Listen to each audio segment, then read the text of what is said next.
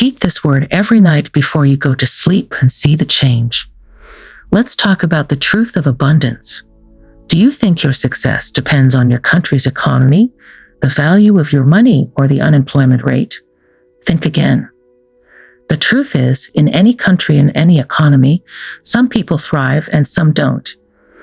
Most people might not prosper, but if you always do, this is true everywhere. Abundance is a feeling. It shows up in your life only when you feel it inside. The real issue is feeling abundant. We struggle with this because we let what we see control our thoughts and emotions.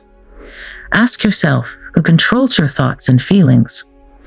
If it's your surroundings, then your surroundings control you.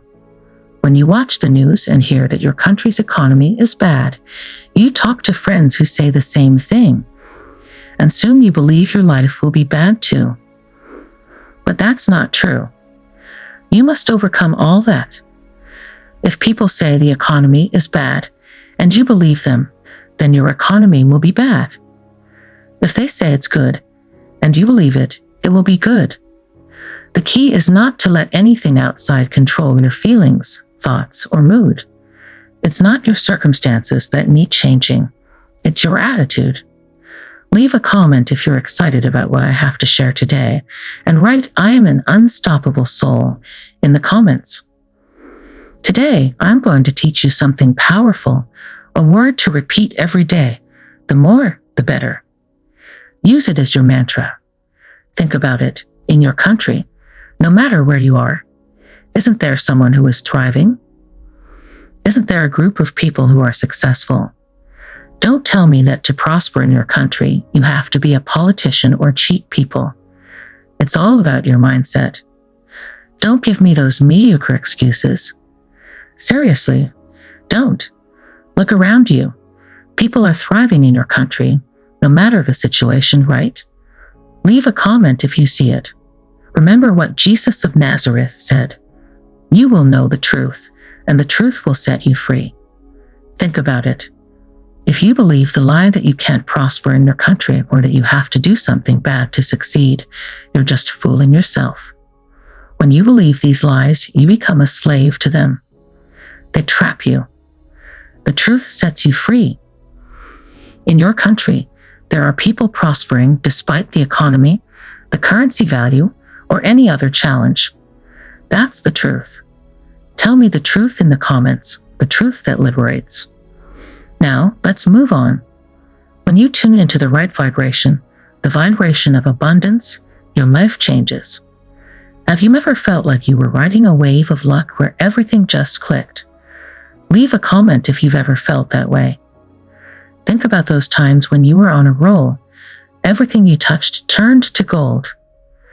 And if you weren't totally sold on the idea of energy, you knew you were in a different zone. Remember the story from the Bible.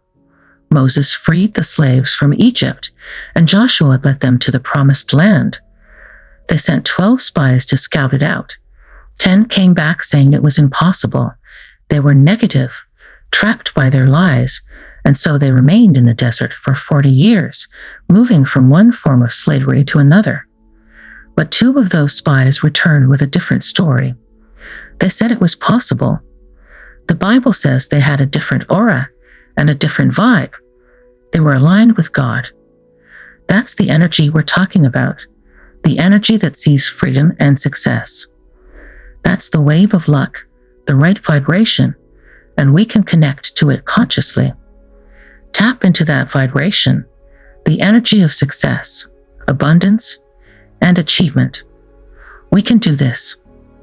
Understand this first.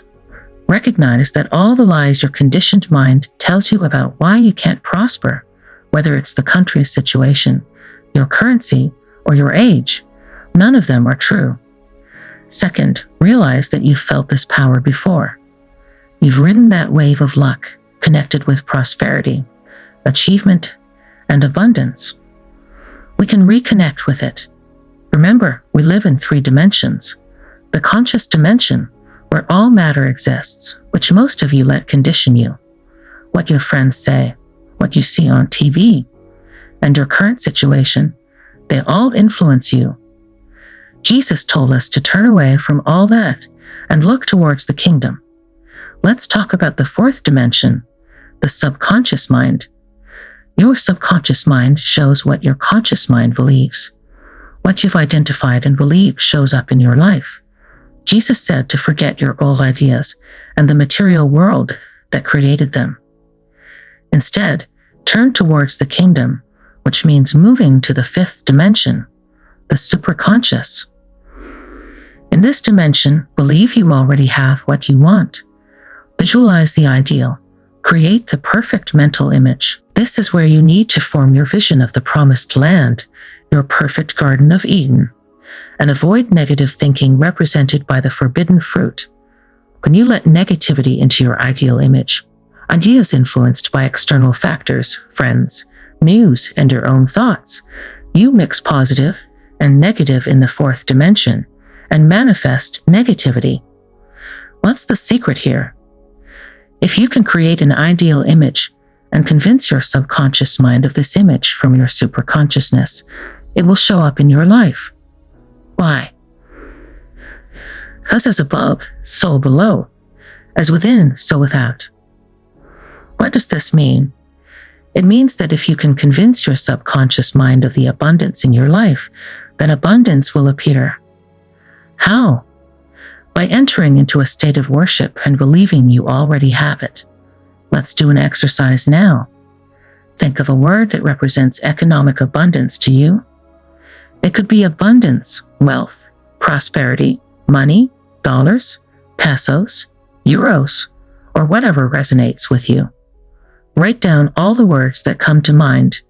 The subconscious works with symbols and meanings. Once you have the list, see which word makes you feel abundant. When you've picked that word, how do you convince your subconscious mind that this is your reality?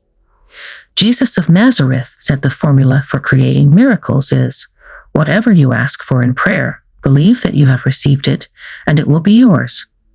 How do we enter a state of prayer? The best time is right before you go to sleep. This is when you enter a state of prayer. So what do we do?